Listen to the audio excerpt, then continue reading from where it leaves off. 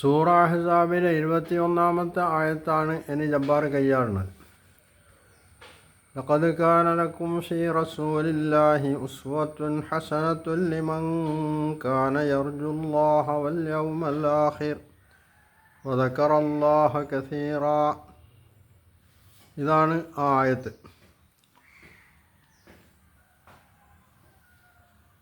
അള്ളാഹുവിൻ്റെ റസൂലിൽ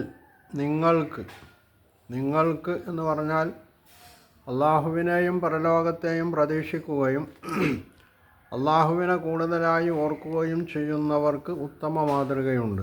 ഇതാണ് ഈ ആയത്തിൻ്റെ നേർക്കുനേരുള്ള അർത്ഥം.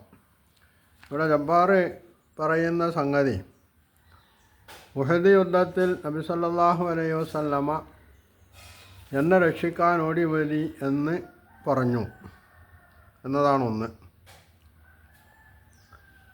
രണ്ടാമത്തത്, സ്വന്തത്തെക്കാൾ, സ്വന്തം മാതാപിതാക്കളെക്കാൾ, മറ്റുള്ളവരെക്കാളൊക്കെ നിങ്ങൾ എന്നെ സ്നേഹിക്കണമെന്ന് നബി സല്ലല്ലാഹു അലൈഹി വസല്ലം പറഞ്ഞുകൊണ്ടാണ് രണ്ടാമത്തെ സംഗതി. ഇവിടെ യഥാർത്ഥത്തിൽ ജബ്ബാർ ഒരു യുക്തിവാദിയാണ്. അതുകൊണ്ട് യുക്തിവാദിയായിട്ടുള്ള ജബ്ബാർ അള്ളാഹുവിനെ തള്ളിപ്പറയും. എന്നിട്ട് വിശുദ്ധ ഖുർആനിൽ ഉള്ള സംഗതികൾ അള്ളാഹു പറഞ്ഞത് അത് നബി സല്ലല്ലാഹു അലൈഹി വസല്ലം പറഞ്ഞതായിട്ട് ആരോപിക്കുന്നു. ഈ ആരോപണം എന്ന് പറഞ്ഞാൽ പുതിയ ആരോപണമൊന്നുമല്ല. അള്ളാഹു ഉണ്ട് എന്ന് വിശ്വസിച്ചിരുന്ന മക്കയിലെ നബി സല്ലല്ലാഹു അലൈഹി വസല്ലമയുടെ അല്ലെങ്കിൽ ഇസ്ലാമിൻ്റെ ശത്രുക്കളും മദീനയിൽ വേദക്കാരാണെന്ന് പറയുന്ന ജൂതന്മാരും ഒക്കെ വാദിച്ചിരുന്നത് ഇത് തന്നെയാണ്. അപ്പോൾ ഇത് ജബ്ബാറിൻ്റെ ഒരു പുതിയ വാദമൊന്നുമല്ല. ജബ്ബാർ ഇവിടെ മറ്റുള്ളവരിൽ നിന്ന് കടമെടുത്തിട്ടുള്ള വാദമാണിത്. പിന്നെ ജബ്ബാറിനെ സംബന്ധിച്ച് എന്ത് കളവും പറയാം. കാരണം അള്ളാഹു തന്നെ അല്ലാന്ന് കള്ളം പറയുന്ന ഒരാൾക്ക് പിന്നെന്ത് കള്ളമാണ് പറഞ്ഞുകൂടാത്തത്? അപ്പോൾ എന്ത് കള്ളവും പറയാം. ആ നിലക്കാണ് ജബ്ബാർ ഇവിടെ ഈ സംഗതി നബി സല്ലല്ലാഹു അലൈഹി വസല്ലമയുടെ നിർദ്ദേശമായിട്ട് അവതരിപ്പിക്കുന്നത്.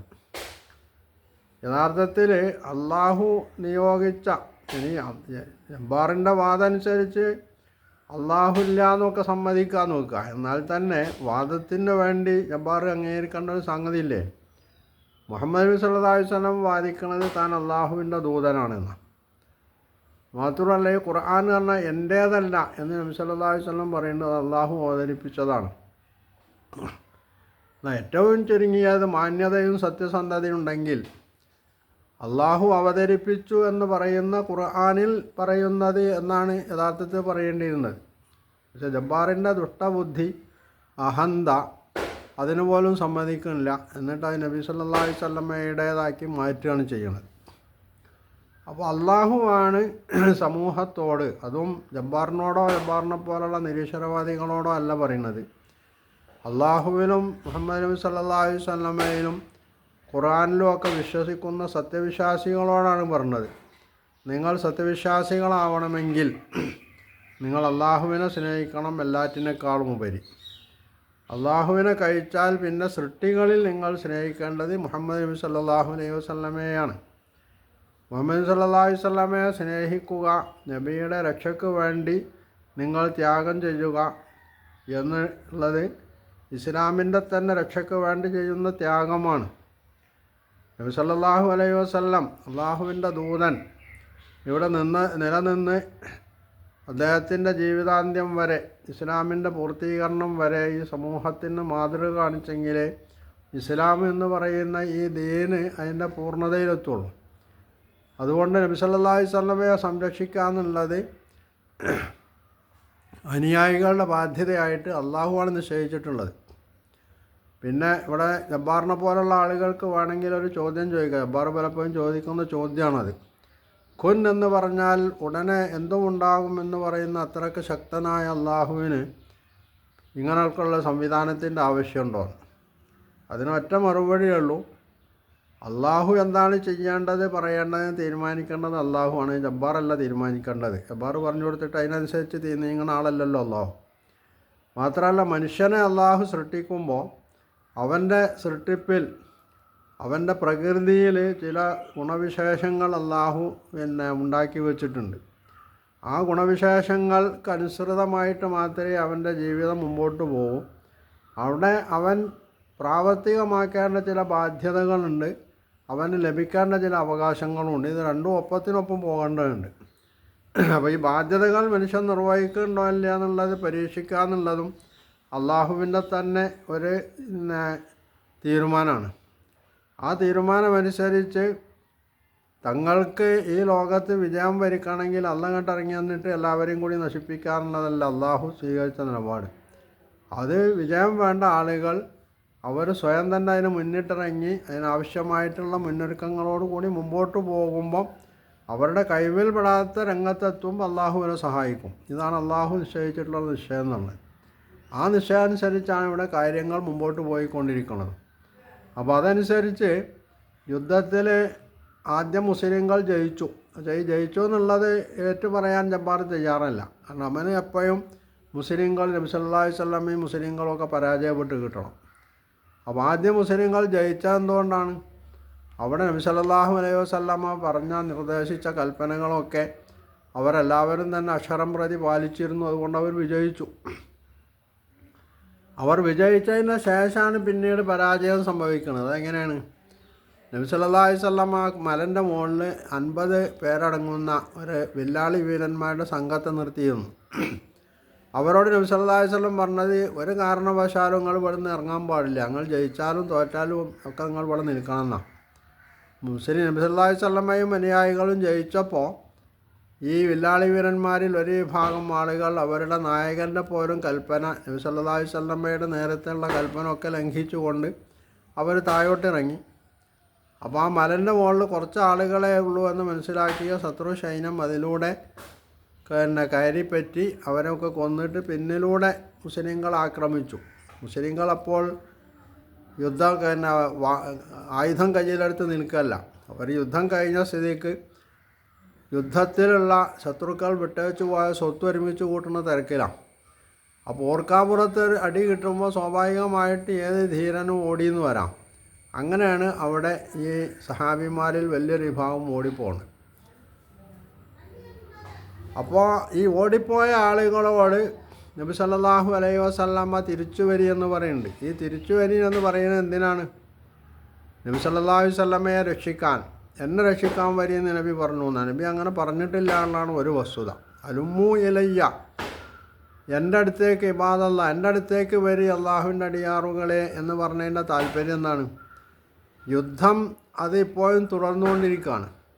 അവിടെ നബി സല്ലല്ലാഹു അലൈഹി വസല്ലമയുടെ കൂടെ ഒരു ചെറിയ സംഘം ആളുകളാണുള്ളത്.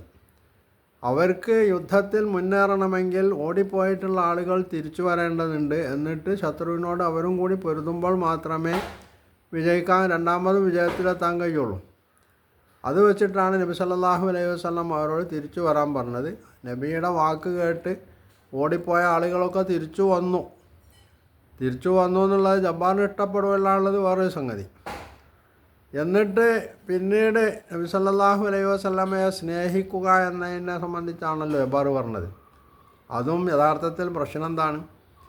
അള്ളാഹുവാണ് ഈ നിർദ്ദേശം വിശ്വാസികളോട് നിർദ്ദേശിച്ചിട്ടുള്ളത്. ജബ്ബാറിനത് ഉൾക്കൊള്ളാൻ കഴിയില്ല. പക്ഷേ മുസ്ലിങ്ങൾ ഉറച്ചു വിശ്വസിക്കുന്നത് വിശുദ്ധ ഖുർആൻ അള്ളാഹുവിൻ്റേതാണെന്നും നബി സല്ലല്ലാഹു അലൈഹി വസല്ലമയെ തങ്ങളെക്കാൾ സ്നേഹിക്കണം എന്നുള്ളത് തങ്ങളോട് കൽപ്പിച്ചിട്ടുള്ളത് അള്ളാഹുവാണെന്നുള്ളതാണ്.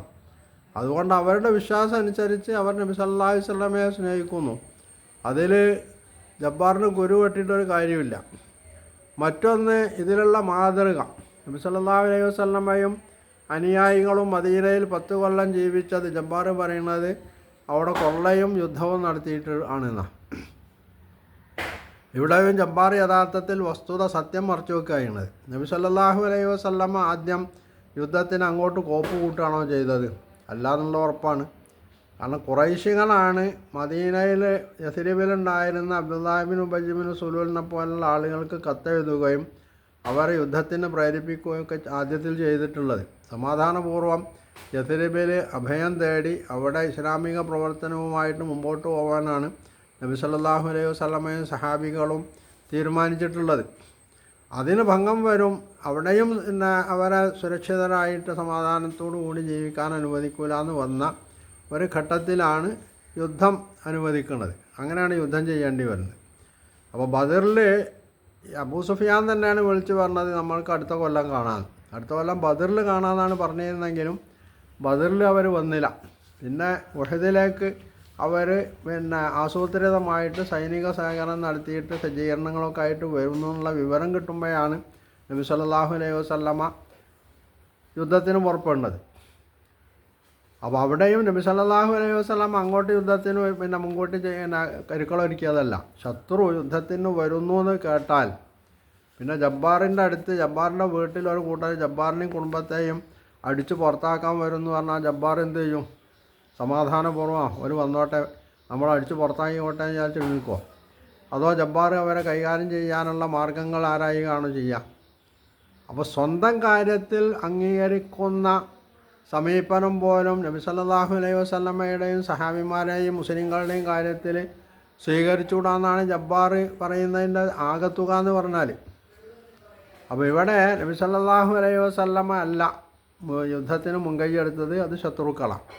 ആ ശത്രുവിനെ നേരിടാന്നുള്ളത് ഏതൊരു രാഷ്ട്രത്തിൻ്റെയും പിന്നെ നിയമപരമായിട്ട് അവർക്ക് അംഗീകരിക്കപ്പെടുന്ന ഒരു സംഗതിയാണ്. അതേപോലെ നബി സല്ലല്ലാഹു അലൈഹി വസല്ലമയും ചെയ്തിട്ടുള്ളൂ. പിന്നെ യുദ്ധത്തിൽ ശത്രുക്കൾ വിട്ടേച്ചു പോകുന്ന സമ്പത്ത് അത് ആരാ എടുക്കേണ്ടത്? അത് ഏത് പിന്നെ കാലഘട്ടത്തിലും ഏത് യുദ്ധത്തിലും വിജയിച്ച പാർട്ടി ആയിരിക്കും അത് വാരിക്കൂട്ടുക. അക്കാലത്തും അങ്ങനെയൊക്കെ തന്നെയാണ്. അല്ലാതെ ശത്രു പിന്നെ ഓടിപ്പോയ പിന്നെ യുദ്ധക്കളത്തിൽ നിന്ന് ഓടിപ്പോയ ശത്രു പിന്നെ രണ്ടാമത് വന്നിട്ട് അത് പിന്നെ വാരിക്കൂട്ടൊന്നുമില്ല. അതുകൊണ്ടാണല്ലോ പലപ്പോഴും നമ്മുടെ കാലഘട്ടത്തിലെ യുദ്ധങ്ങളിലും ഇങ്ങനെയുള്ള പിന്നെ ആളുകൾ പിന്നെ പിടികൂടപ്പെട്ടിട്ടുള്ള ബന്ധികളെയും അവരുടെ സ്വത്തുമൊക്കെ വിട്ടുകൊടുക്കണോ വേണ്ടതെന്നൊക്കെ ചർച്ച നടത്തുകയും ചില ഉപാധികൾക്ക് വിധേയമായിട്ട് വിട്ടുകൊടുക്കുകയൊക്കെ ചെയ്യുന്നത് ഇന്നും നടക്കുന്ന കാര്യമാണ്.